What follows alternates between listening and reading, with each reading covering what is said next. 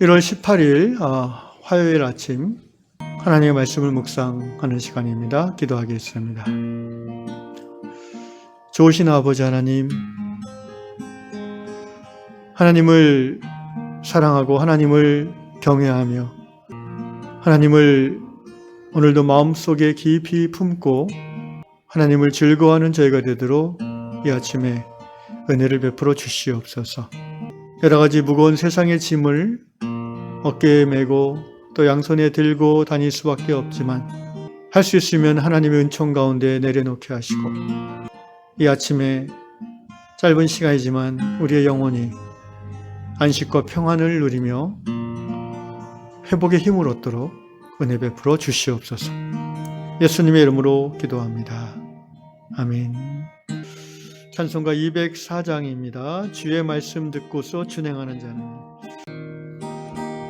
주의 말씀 듣고서 준행하는 자는 반석 위에 터닫고 집을 지은 같아 비가 오고 물나며 바람 부딪혀도 반석 위에 세운 집 무너지지 않네. 잘 짓고 잘 짓세 우리 집 잘 짓세 만세 반석 위에다 우리 집 잘 짓세. 주의 말씀 듣고도 행치 않는 자는 모래 위에 터닫고 집을 지은 같아 비가 오고 물나며 바람 부딪힐 때 모래 위에 세운 집 크게 무너지네. 잘 짓고 잘 짓세 우리 집 잘 짓세 만세 반석 위에다 우리 집 잘 짓세. 세상 모든 사람들 집을 짓는 자니 반석 위가 아니면 모래 위에 짓네.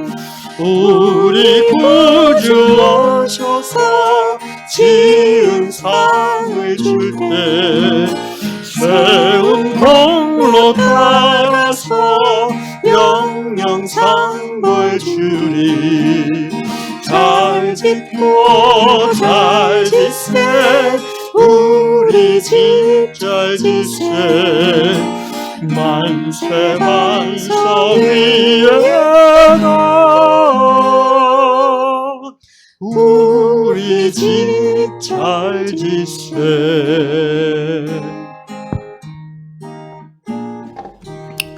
예, 하나님께서 오늘 우리에게 주시는 말씀 시편 111편 10절 한 절 말씀 읽겠습니다. 시편 111편 10절 말씀입니다. 여호와를 경외함이 지혜의 근본이라. 그의 계명을 지키는 자는 다 훌륭한 지각을 가진 자이니 여호와를 찬양함이 영원히 계속되리로다. 아멘. 미국 뉴저지주의 밥 형제님의 글입니다. 형제님의 딸이 축구를 좋아하는데 그래서 처음 이제 팀에 들어가서 축구 코치에게 지도를 받았습니다. 그런데 축구 코치가 형제님의 딸이 이제 공을 차는 걸 보더니 발의 옆면으로 공을 차야 된다 이렇게 가르쳐 줬어요. 근데 이 딸아이는 지금까지 이제 발 앞면, 발가락 있는 앞면으로 축구화를 신고 이제 뻥뻥 쳤는데 옆면으로 차라고 하니까 말을 안 듣습니다. 그러면서 뭐라 하냐면은 난 지금까지 이렇게 해왔고 이게 더 잘 되는데 왜 자꾸 그걸 바꾸라고 하세요? 이러면서 코치의 말을 듣지 않는 거죠. 코치가 실갱이를 하다가 이렇게 부탁을 합니다. 딱 한 번만 내가 하라는 대로 해봐라. 그리고 네가 결정해라.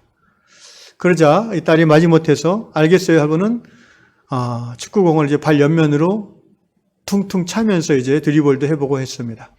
그런데 옆면으로 차니까 더 멀리 나갈 뿐 아니라 공이 또 이 볼 컨트롤이라고 하죠. 이렇게 공을 몰고 막 달려가면서 컨트롤하는 게 훨씬 더 잘 되는 거예요. 본인도 그걸 느낀 거죠.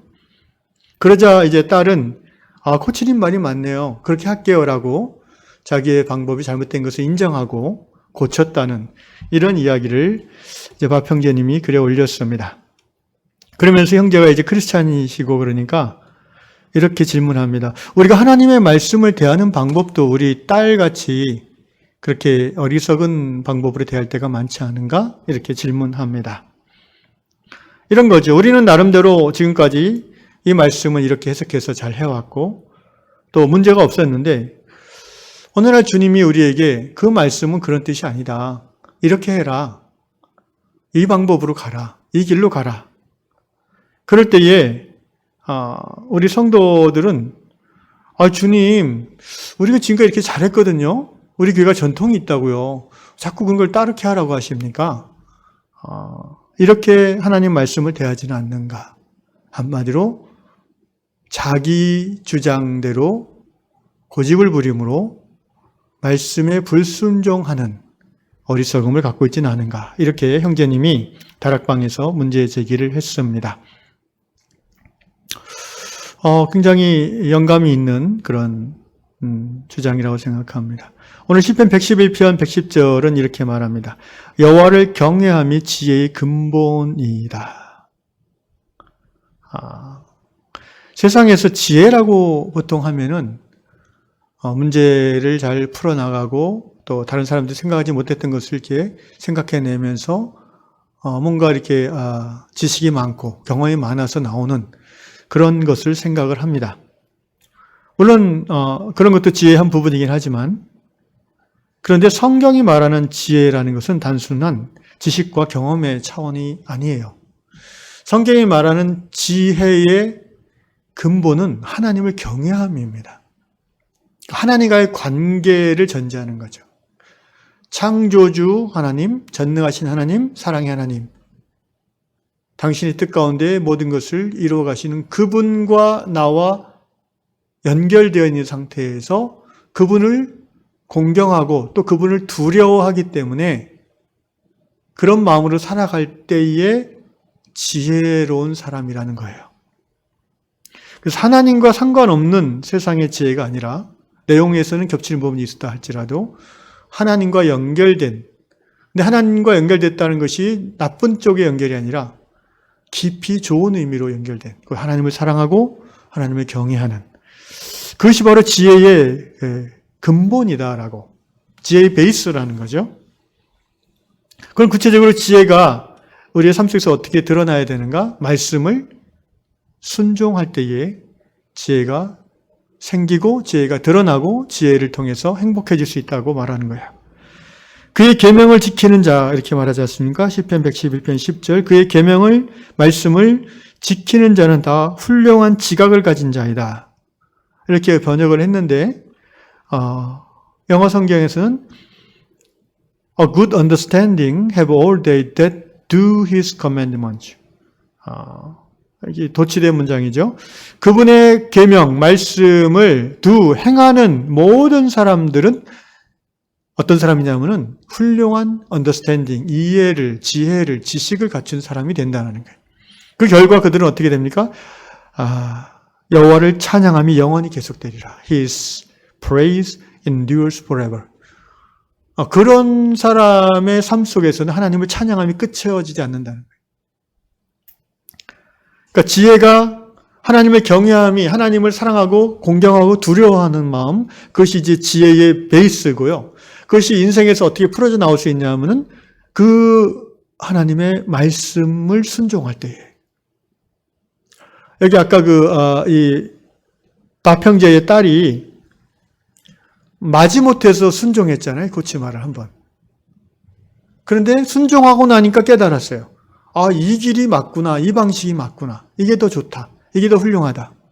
그래서 그 다음에는 코치의 말을 더 순종하게 되겠죠. 오늘 우리의 삶에서도 사실은 이런 경우가 많아요. 마지못해 순종할 때가 있어요.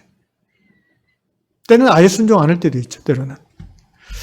그래서 우리가 하나님을 경외한다고 고백하고 그렇게 살려고 하면서도 때로 어리석고 우둔한 삶을 살 수밖에 없는 거예요. 특별히 신앙생활을 오래 한 사람들일수록 이런 우를 범하기가 쉬워요. 왜냐하면 자기 경험, 자기 지식이 쌓였기 때문에 지금까지 이렇게 했는데요? 라는 그런 말씀 말입니다. 여러분, 하나님의 계명, 하나님의 말씀은 세 가지 양태로 우리에게 나타납니다. 하나님의 말씀의 세 가지 양태라고 성신학적으로 얘기하는데, 첫째는 성육신하신 하나님, 예수님이 하나님의 말씀이에요. 로고스라고 하죠. 그래서 우리는 그 말씀에 순종합니다. 곧 예수님께 순종하는 거예요. 그게 말씀에 순종하는 거예요. 두 번째 하나님의 말씀이 우리에게 나타나는 형태는 성경입니다. 66권 창세기부터 말라기까지 그리고 마태복음부터 계시록까지 이 66권 성경이 우리에게 주신 하나님의 계명 말씀이에요. 우리는 여기에 순종합니다. 여기까지는 모든 사람이 동의합니다. 그런데 셋째 하나님의 말씀이 무엇입니까? 하나님께서 그 공동체에 세워주신 말씀의 종을 통해 선포되는 말씀이 하나님의 말씀입니다. 이제 신학책에는 우리 장로교 신학책에는 그 공예배에서 선포되어지는 목사님의 말씀이 이렇게 표현되고 있는데요. 그 의미는 앞에 그 예수님이 하나님의 말씀이고 성경이 하나님의 말씀인데 그것을 회중들이 교회 공동체원들이 알아듣고 적용할 수 있도록 설명하고 가르치고 선포하는 사람이 이제 그 교회의 목사 아닙니까? 그래서 좁게 받아들이면 그 목사님의 말씀을 통해서 사람들 하나님의 말씀을 듣고 그리고 그 말씀에 순종함으로 복을 받는 것이지요. 오늘 우리 시대의 교회가 찢어지고 갈라지고 본질에서 벗어난 상황이 오래 지속되다 보니까 세워주신 목회자의 말씀을 하나님의 말씀으로 온전히 받아들이지 않는 나쁜 풍조가 교회 안에 스며들었습니다. 그렇게 된 것을 이해는 합니다. 왜 그런 마음이 생겼는지. 그죠? 한마디로 목사답지 않은 목사님에게 함께 오래 신앙생활 하다 보니까 상처를 받고 이제 심지어 속임을 당하기도 하고 도무지 존경스럽지 않은 그런 목회자 밑에서 신앙생활 하다 보니까 나름 이제 목사님이 A라는 말을 하면 받아들이는데 B라는 말을 하면 또 시작이네 이러면서 튕겨내는 거죠. 두렵습니다. 제가 유한공동체 하나님께서 주신 사명을 가지고 왔는데 여러분 중에 혹시 한 분이라도 이전에 신앙생활했던 그 습관과 그 가치관 관습대로 하나님의 말씀을 튕겨내고 순종하지 않는가 두려운 마음이 있습니다. 제가 현재로서 더 이상 할 수 있는 실제적인 것은 별로 없지요. 더 겸손한 마음으로 기도하면서 말씀을 준비하고 또 겸손한 모습으로 여러분과 관계하고 기도할 뿐입니다. 하나님께서 우리 성도님들에게 은혜를 주셔서 부드러운 마음을 주시고 하나님의 말씀이 하나님의 말씀으로 들려지고 더 나아가서 가슴이 뜨거워져서 여러분의 손과 발로 그리고 입술로 태도로 말씀을 순종하게 되는 그런 은혜가 올 한 해 유한공동체에 풍성할 수 있기를 주의 이름으로 축원합니다. 기도하겠습니다. 아버지 하나님 감사합니다. 처음에는 하나님의 말씀, 하나님의 경외함으로 순종하였지만 우리의 신앙생활이 그리스도의 몸된 우리가 섬기는 교회가 본질에서 벗어난 부분들이 쌓여짐에 따라 우리의 마음속에 하나님의 말씀을 감히 취사 선택하고자 하는 교만함이 새겨졌습니다. 주여, 우리 요한공동체에는 이런 분이 한 분도 없도록 혹여 있다면 주께서 크고 깊은 은혜를 부어주시사 그 딱딱해진 것들이 다 녹여져서 하나님의 말씀이 온전히 그 신비의 마음판에 새겨지고 심겨질 수 있는 은혜를 더하여 주시옵소서. 올 한 해 2022년 요한공동체가 말씀으로 새로워지는 한 해 될 줄로 믿습니다. 감사하며 예수님의 이름으로 기도합니다. 아멘.